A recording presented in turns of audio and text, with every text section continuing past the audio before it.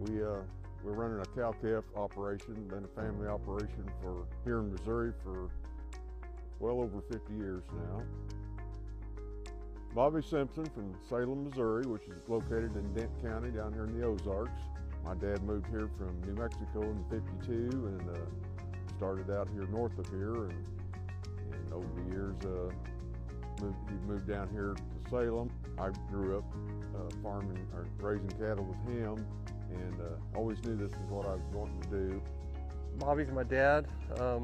We've been working cattle and we're working this farm since I could walk, or as far as I remember, together. So Dad's a great person. Growing up, Dad, with most farmers, it's working daylight till dark most of the time, and he's passed that on to me. It's about all we know. Having the family involved is truly rewarding. I see his kids involved, and that's a legacy. I want to leave a place that they can do this, have the same standard of living that I had, and be able to enjoy this thing that we do that we all love to do. It's in our I don't know, DNA or whatever you want to call it, but it's something that I know I have to do.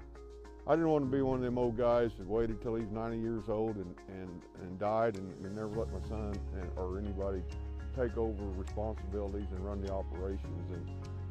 And a friend of mine died a few years ago, and his dad did that to him, and I said, I'm just not going to do this. So I went ahead and transferred all of my operation and sold it to my son, so I could sit here and watch him grow and help him in that pursuit.